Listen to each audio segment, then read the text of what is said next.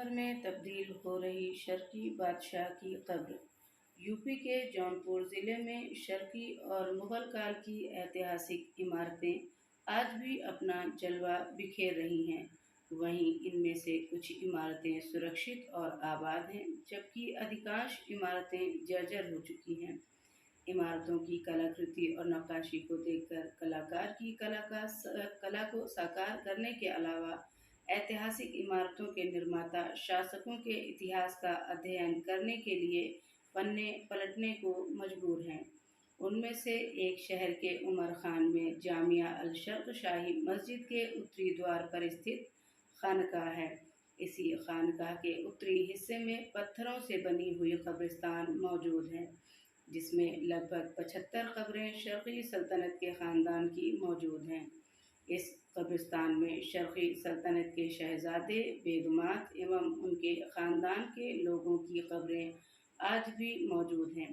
कब्रिस्तान के हाथे में शर्की बादशाहों में इब्राहिम शाह की भी कब्र है, जो पत्थर की तामीर है, जो लगभग 2 दशक पहले से धीरे धीरे कब्र अपना रंग बदलकर संगमरमर के पत्थर में तब्दील हो रही है।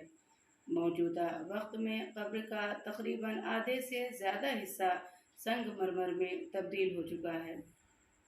स्थानीय लोगों से जब इसकी वजह जानने की कोशिश की गई तो इसका कोई सही व संतुष्ट जवाब नहीं मिल सका।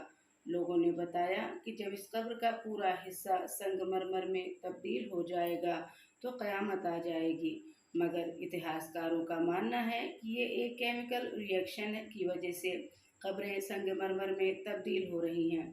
फ़िलहाल शर्की सल्तनत के बादशाहों की कब्रों का बुरा हाल है। यहाँ पर साफ़ सफाई की कोई व्यवस्था नहीं है। चारों तरफ जंगली घास जमी हुई है, जबकि देश विदेश के पर्यटक, इतिहासकार और शोधकर्ता इस भव्य और आकर्षक खानकाह और कब्रिस्तान को देखने आते हैं। ये खानकाह इतिहास की एक संपत्ति है और यहाँ चारों तरफ जंगली घासें उगी हुई हैं, जो एक बदनुमा दाग हैं, जिसे वर्तमान और भविष्य के इतिहासकार कभी नहीं भूल सकते। इतिहासकार और कवि डॉक्टर अख्तर सईद मसीहा जौनपुरी ने बताया कि जौनपुर शाहान शर्किया की राजधानी थी। इसी कब्र में शाहान शर्किया और उनके रिश्तेदारों को दफनाया गया था। उन्होंने कहा कि जब बंगाल में बादशाह हुसैन शाह शर्की की मृत्यु हुई तो उन्होंने जौनपुर में दफनाने के लिए वसीयत की थी। उन्होंने कहा कि जहाँ तक कब्रों को संगमरमर में बदलने की बात है, ये एक रासायनिक परिवर्तन के कारण था। ये इब्राहिम शाह शर्की रहमतुल्लाह अलैह, जो शर्की बादशाहों में सबसे बड़े बुजुर्ग और आलिम बादशाह थे, इनकी कब्र है। बगल में हुसैन शाह शर्की रहमतुल्लाह अलैह की कब्र है। ये हम अपने बाप दादाओं से सुनते चले आए कि बहुत पहले ये थोड़ा सा बिल्कुल सफ़ेद थी, दिन ब दिन जैसे बीतता जा रहा है ये सफ़ेद होती चली जा रही है। इसमें हाथों में बहुत गंदगी है, साफ़ सफाई नहीं है, क्या वजह? नहीं, साफ़ सफाई तो होती थी, लेकिन चूंकि इस बार कोरोना काल से बहुत सारे काम रुक गए, उसी वजह से ये भी सफाई भी रुक गई है। इंशाल्लाह आगे इसकी साफ सफाई। कितनी कब्रें होंगी तकरीबन इसमें? इसमें कोई काउंट नहीं कर पाता। 71, 72 या 73 जौनपुर जो था ये शाहान शर्किया का दारुस सल्तनत था। तो शाहान शर्किया के जो अफराद इंतकाल कर जाते थे उनके लिए वो कब्रिस्तान बनाई गई थी और उसकी देख रेख, उसकी तमाम चीज़ें वहाँ बनी हुई थी। और उसमें शहज़ादे से लेके जो ख़वातीन जो उमरा की रहती थी उन तक की खबरें हैं। सुल्तान वो मलिक सरवर की है, और वो इब्राहिम शाह शर्की की है, मुबारक शाह की है, हुसैन शाह शर्की की है, महमूद शाह शर्की की है, वो राजे बीबी की है।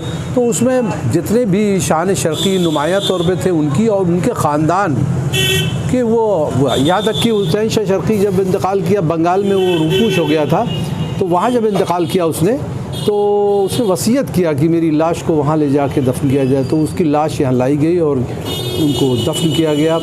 तो ये सिलसिला चलता रहा। और एक वहाँ एक कब्र है, इब्राहिम शाह शर्की की कब्र है। वो पत्थर, ये जो सख्त पत्थर मिर्ज़ापुर के, इसी पत्थर से कब्रें बनी है, लेकिन वो पत्थर कुछ उसमें चेंजिंग आ रही है, उसका जो है संगमरमर के अंदर वो तब्दील हो रहा है। अब ये आमतौर से होता नहीं है, इसलिए कि उससे भी बड़े बड़े बुज़ुर्ग दुनिया में गुज़रे हैं, उनकी कब्रों में तब्दीली नहीं आई है। ये खालिस जो है ये चीज़ लगती है कि केमिकल चेंजेस और कुछ कीमियाई तगय्युर जो है वो होता है। पत्थर जिस तरह से काले हो जाते हैं, सफ़ेद हो जाते हैं, लाल हो जाते हैं, संगमरमर के हो जाते हैं, वो कुदरती तौर पे जो होते हैं वो उसी तरह का सिलसिला लग रहा है।